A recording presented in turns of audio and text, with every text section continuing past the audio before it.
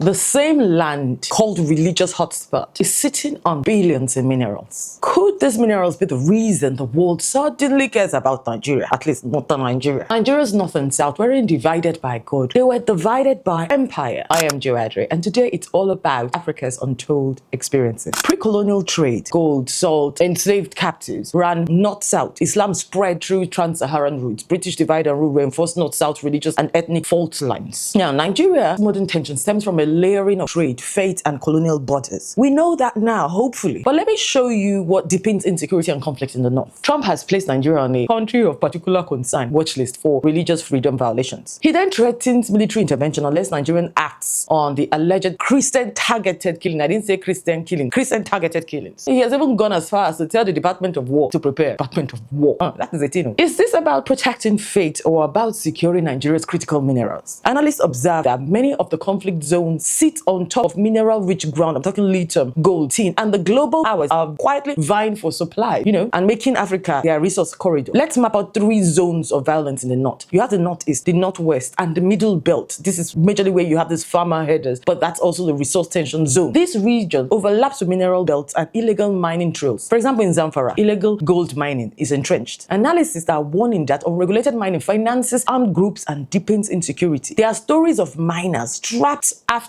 a mine collapses in Niger State, farmers displaced in Plateau State, and Chinese nationals arrested for illegal mining of tin, lead, zinc in Nasarawa. So what is happening? In regions like Zamfara, Katsina, and Niger, bandits and local militants, originally formed for self-defense, have seized control of mining areas. They tax or extort miners by collecting payments in cash, in gold, or in exchange for access or protection. So armed groups impose levies per bag or per day of mining. So some local traditional rulers or rogue security officers allegedly collude for a share of this profit. So these taxes finance militaries, purchase of weapons, fuel the logistic, reinforcing a war economy. Have you ever wondered how this group get their guns or their weaponry? How do they pay for it? Have you heard that Nigeria makes AK-47? This brings along with it security implications. Illegal mining, often referred to as artisanal mining, which the government allows or involuntarily funds banditry, local militants, and insurgent groups, worsening insecurity in the northwest and the middle belt. So it undermines actually the federal government's control over natural resources and deepens corruption because we can't track the money, we can't track the funds. The circle is self-reinforcing. So insecurity leads to illegal mining, which then finances more insecurity. And I've been wondering, how do they smuggle it out of Nigeria? Through Maiduguri, Kano, Niger, Dubai, that route. Gold is consolidated in Kano markets, disguised as scrap mineral, or exported through Niger airports. UAE custom records reveal a discrepancy between the declared Nigerian gold exports and the Dubai imports, a potential indication of illicit movement. The mineral map reveals the real stake. Lithium for batteries, gold for finance, tin, tantalum for tech, and there is more minerals and stones I will show in future episodes. And Nigeria's insecurity crisis is no longer just about faith or ethnicity, it's about control. Who controls the ground and the supply chain from the products beneath the ground? In December 2024, Nigeria lifted its ban on mining in Zamfara, citing improved security, seeking to tap into that mineral wealth. At the rate with which things are going, you can almost hear the drills before you even see them. Foreign investors are flying in, local power brokers shake hands, and the ground beneath northern Nigeria comes with quiet competition. Lithium for electric batteries, gold for the vaults, tin for your phone. Global powers are competing quietly for Africa's resource corridor, and Nigeria is sitting on the jackpot. Or, like they are implying, they'll come as helpers to intervene in Nigeria's domestic affairs. But for that to not be invading, you have to be invited now. So there has to be a mobilizing symbol since you are not invited, and at best one that can trigger mass emotional response. The law says that the land belongs to the people, so also the natural resources, the natural wealth that's in that land. But in reality, corruption, weak governance, because if these people didn't cry, we won't start talking about it, right? So this corruption and weak governance have turned sovereignty into slogan. He who controls the resources, they say, controls the narrative. And right now, the narrative is being written in foreign boardrooms, not in Nigeria. According to the cable.ng, Nigeria loses an estimated of $9 billion